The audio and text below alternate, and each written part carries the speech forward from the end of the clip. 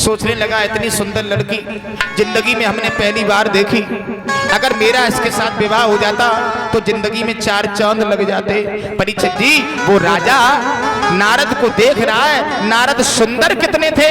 परीक्षित जी एक कवि कह रहा है कि वो तो फूल न की फूलबारी है, शोभा तेरी राजकुमारी है।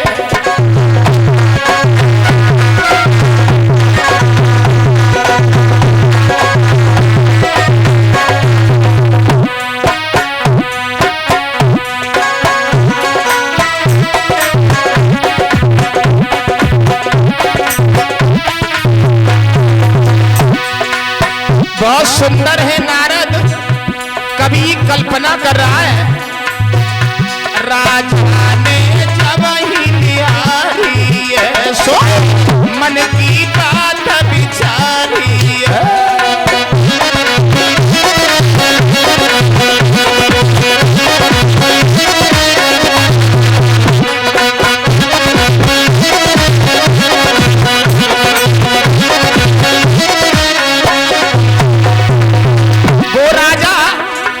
से बोला इधर देखो मेरे साथ विवाह कर लीजिए, और कहा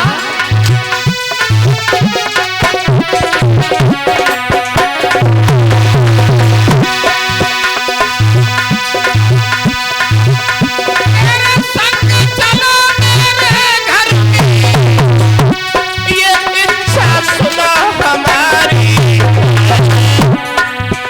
पत्नी व्रत पालन करूं सदा, तुम बनो हमारी नारी है।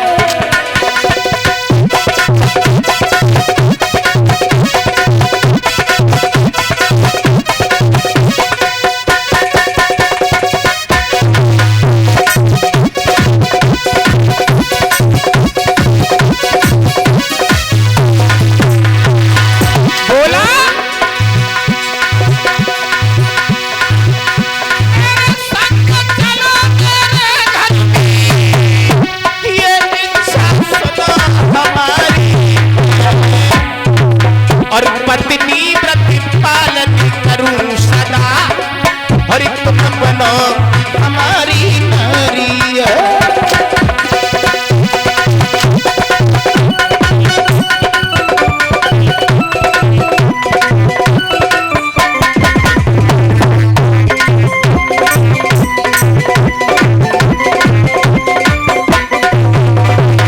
आवाज लगाई उस राजा ने नारद को निहार करके, परीक्षित जी तुम बड़े सुंदर हो, हमारे साथ विवाह कर लीजिए। परीक्षित जी उसी वन में नारद का और क्षीरध्वज नाम की राजा का गंधर्व विवाह हुआ।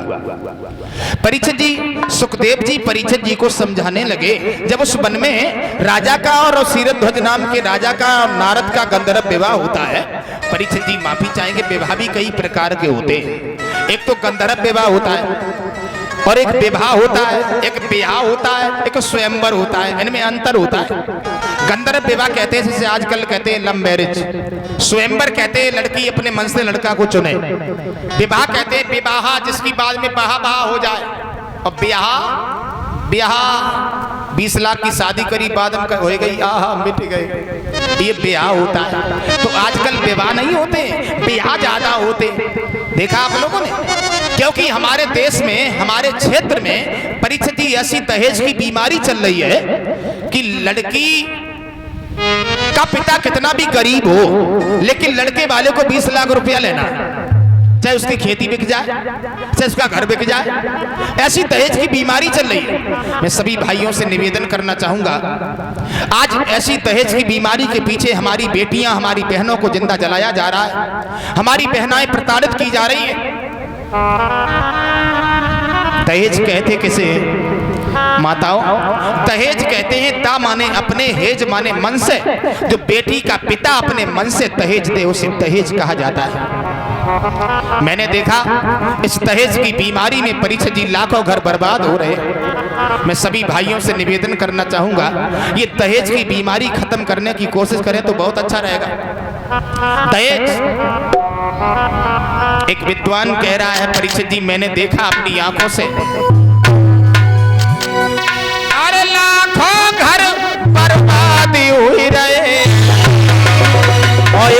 दहेज की बोली में अर्थी चढ़ी हजारों बिटियां बैठ न पाई डोली में।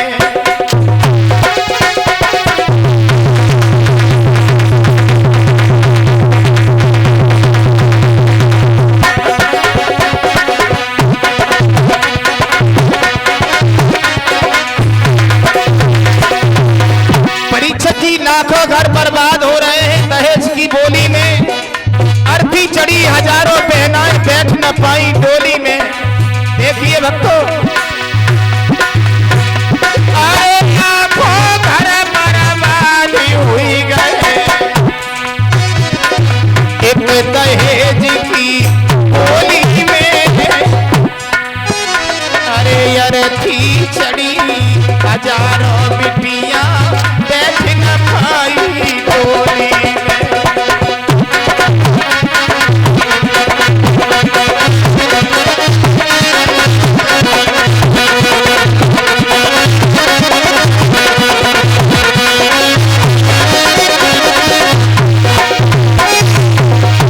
परीक्षित जी, एक गरीब का पिता अपनी बेटी की शादी कैसे करता है, कभी किसी ने विचार किया? नहीं किया।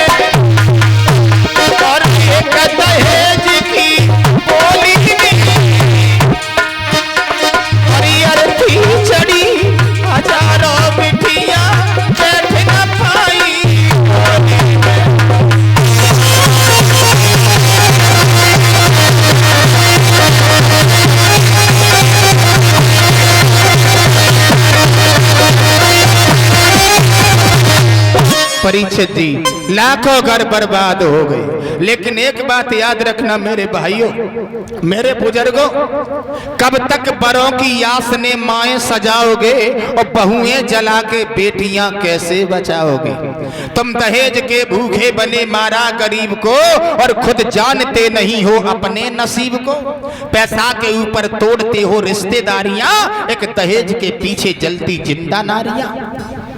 भाइयों, मछुआरा जब मछली को मारने के लिए कटिया में गैचा को फंसा लेता है, जल में डाल देता है, मछली गैचा को खाने के लिए दौड़ती है, उसी समय मछली से गैचा कहता है, बहन तू मुझे मत खाना, अगर तूने मुझे खा लिया तो तू भी खाई जाएगी और तूने मुझे छोड़ दिया तो तू बच जाएगी।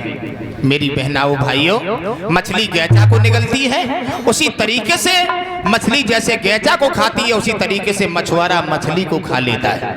कहने का हमारा मतलब है, विद्वानों की बुद्धि का बस फेर यही है और भगवान के घर देर है मगर अंधेर। भगवान की चक्की धीमे बहुत चलती है लेकिन आटा बहुत महीन निकालती है, ये याद रखना। कहने का हमारा मतलब है, जैसा करोगे वैसा ही तुम फल को पाओगे और बहुएं जला के बहनों को कैसे बचाओगे। अगर मैंने दूसरे की बहन बेटी को सताया तो हमारी बहन बेटी को सताने वाला कोई और बैठा हुआ है। आइए परीक्षित जी, देव ऋषि नारद बाबा का शीरध्वज नाम के राजा का गंधर्व विवाह हुआ और वो राजा नारद को लेके अपने धाम को चला गया। परीक्षित जी, कवियों की कल्पना तो ये है कि नारद की याद भगवान ने तब तक ना करी, कब तक कि जितने बच्चा बस सुवरिया के हते उतने ही बच्चा नारद के उदर से पैदा हुआ। भगवान श्याम सुंदर ने देखा, अब मैं चल के देखता हूं कि बच्चे नारद को प्यारे हैं या नहीं हैं। तो भगवान ने सोचा हम ऐसे ही जा रहे हैं तो नारद हमें कहीं पहचान ना ले, तो भगवान परीक्षित जी महात्मा बन गए। महात्मा भगवान के शरीर के ऊपर वेशभूषा संतों की है। नतीजा ये हुआ परीक्षित जी, क्या वेशभूषा बनाया भगवान ने? कि तन पर वो पीतांबर न रहा, पीतांबर के बदले छोटा सा पीला कंबल।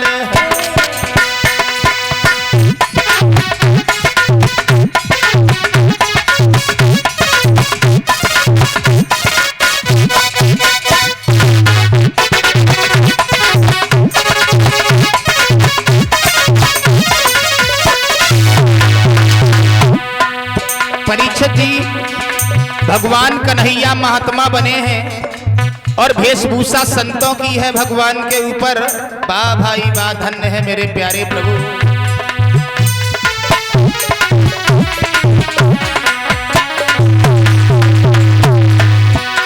तन पर वो पीतांबर छोटा सा पीला कंबल, वो शंख नहीं वो चक्र नहीं और हाथन में दंड कमंडल।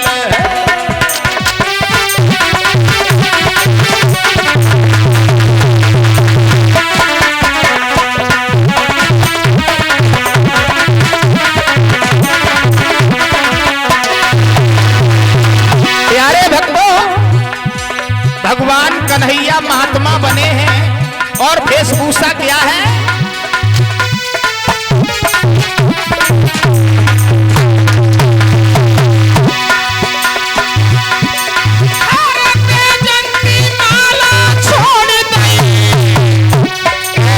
तुलसी की माला है और ब्रह्मांड दबाने वाले के कभी रही बगल मृगशाला।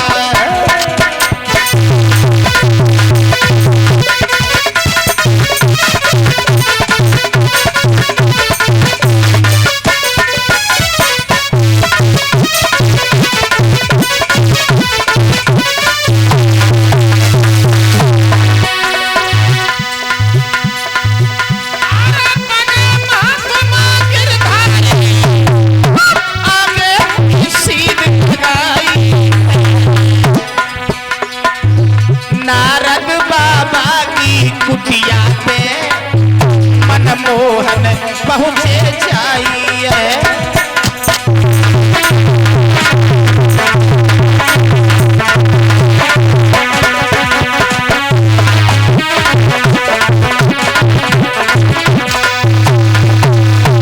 भगवान कन्हैया महात्मा बनकर के परीक्षित जी नारद की कुटिया पर पहुंच गए। परीक्षित जी आवाज लगाई है माताम भिक्षाम देही, और जो परीक्षित जी नारद के कान में आवाज पड़ी कोई भिक्षा मांगने को आया है।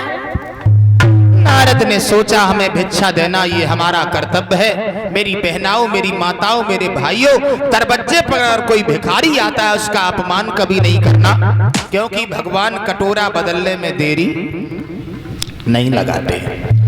कोई पता नहीं है किसका कटोरा कब किसके हाथ में पहुंचा दिया जाए। देव ऋषि नारद बाबा भिक्षा लेकर के आगे बढ़े। नारद बाबा के पीछे पीछे सब बच्चा आ रहे। भगवान कन्हैया ने कहा देखो देवी, हम ऐसे वैसे साधु नहीं है जो भिक्षा मांगे। नारद बोले तुम तो भिक्षा मांग रहे थे। भगवान बोले देखो इसमें से एक बच्चा मुझे दे दो जो प्यारा ना हो। देव ऋषि नारद बोले बुद्धि खराब है तुम्हारी। मतलब हमें कौन सा बच्चा, सारे बच्चे प्यारे हैं। भगवान बोले जो तुम्हें प्यारा ना हो। भगवान ने एक बच्चा उठा लिया। नारद बाबा ने उस बच्चे को छिना करके अंदर लेकर के पहुंच गए। भगवान ने माया हटाई, न कोई राज्य न कोई दरबार, सब परीक्षित जी माया का जाल था। भगवान ने कहा नारद। नारद बोले कन्हैया तुम? बोले हाँ। शंका दूर हो गई तुम्हारी? नारद बोले बिल्कुल दूर हो गई। शंका तो दूर तभी हो गई थी जब एक पैदा हुआ था, लेकिन भगवान तुम्हारी लीला बड़ी निराली है। अब हम तुम्हारी लीलाओं में कभी शंका नहीं करेंगे। गोस्वामी तुलसीदास जी कहते हैं रामचरितमानस में, भगवान की लीलाओं में कभी शंका नहीं करना। क्यों? हरि अनंत हरि कथा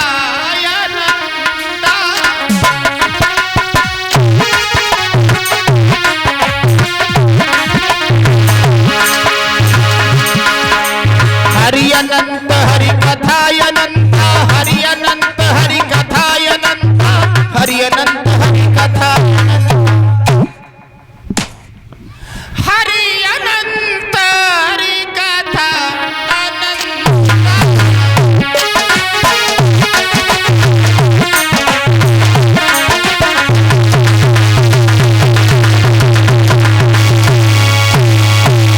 भगवान की लीलाएं परीक्षित जी बड़ी अनंत हैं। कभी भी हमें तुम्हें भगवान श्री हर नारायण की लीलाओं में शंका नहीं करनी चाहिए। बोलिए भक्तवत्सल भगवान की।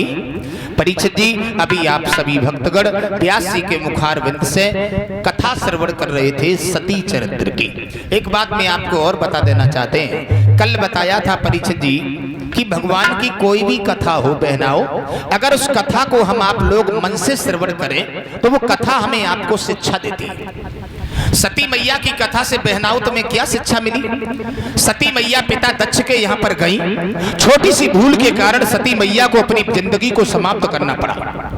एक बात मैं आपको और बताऊं भक्तों, अगर हमारे आपके जीवन में जरा सी एक छोटी सी भूल धोखे से हो जाए, धोखे से, तो वो भूल इंसान को मौत के घाट उतार देती है। एक भूल के कारण इंसान समाज में जी नहीं सकता। एक भूल से इंसान अपने परिवार को नष्ट कर लेता है। एक भूल इंसान को परीक्षित जी बर्बाद करके छोड़ देती है। सती मैया पिता दक्ष के यहाँ पर गई थी, लेकिन परीक्षित जी सती मैया की जिंदगी को क्यों छोड़ना पड़ा? एक कुंड में कूद करके अपनी प्राण वायु को क्यों त्यागना पड़ा? एक भूल। वैसे 3 जगह तो ऐसी बताई गई हैं जहां पर बिना बुलाए चले जाओ, उसमें कोई दोष नहीं है। गुरु, पिता और मित्र, बिना बुलाए चले जाओ। और 3 जगह ऐसी बताई गई हैं जहां पर झूठ बोलते रहो वो सत्य के बराबर होती है। पहली जगह किसी की जान जा रही हो, तुम्हारे झूठ बोलने से अगर प्राण बच रहे हैं तो झूठ बोल जाओ। दूसरी जगह किसी बहन बेटी की शादी हो रही हो, तुम्हारे झूठ बोलने से मेरी बहनों को अच्छा घर मिल रहा है तो गंगा उठा जाओ, 10 लाख रुपया शादी में देगी, तो भले बाद में 10 रुपये सत्य के बराबर। तीसरी जगह तुम्हारी पत्नी तुम्हें मजबूर कर रही है, स्वामी जी क्या हुआ, कुंडल बनवा और सोनो एगो 1 लाख। कहां से बनवाए? पैसा है नहीं। अब माताएं बहना है तो कह के ही रह जाती, तुमने कही थी 5 साल बनवाए, अब तो बनवा। दोनों हाथ सर पे धरते हो, कसम खा जाओ, बोले गेहूं कट जाए तब बनवा दी, भले 4 साल कसम खाए खाए के धीरे से टाल ले जाओ। सत्य के बराबर है। आप लोग लड़ना नहीं दे, कसम खाए झूठी तो। आइए परीक्षित जी, सती मैया पिता के यहाँ पर गई थी, लेकिन परीक्षित जी इतना बड़ा दंड क्यों मिला? तो माताओं बहनाओं क्षमा करना, पिता के यहाँ जाने में कोई दोष नहीं था, लेकिन बिना पति की आज्ञा से। मेरी बहनाओं, मैं आपसे निवेदन कर रहा हूं, आप लोग बिना पति की आज्ञा से घर से कदम नहीं रखना, बिना पति की आज्ञा से कहीं जाना नहीं, और किसी देवी देवता की पूजा नहीं करना। आप लोग सोच रही होंगी पूजा देवी देवताओं की ना करें तो किनकी करें? देवी देवता तो परीक्षित जी तुम्हारे घर में ही बैठे हुए हैं। कहाँ है? गोस्वामी जी कहते हैं कि सादर सास ससुर पति पूजा,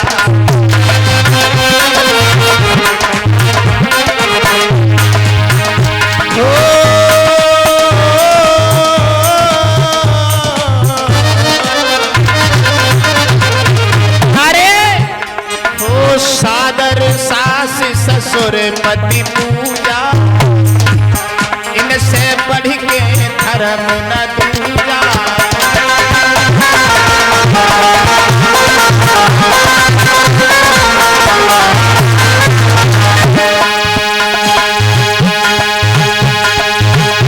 अरे सादर सास ससुर पति पूजा, तो रामायण में राम रहे,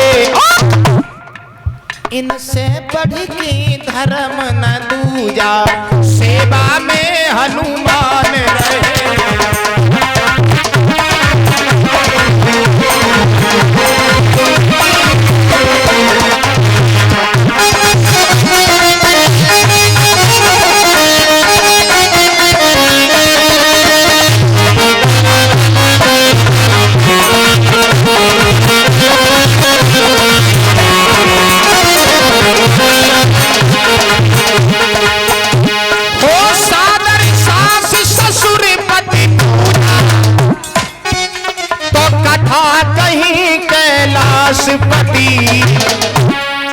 इनसे बढ़ की देव न दूजा, सुन रही गौरा पान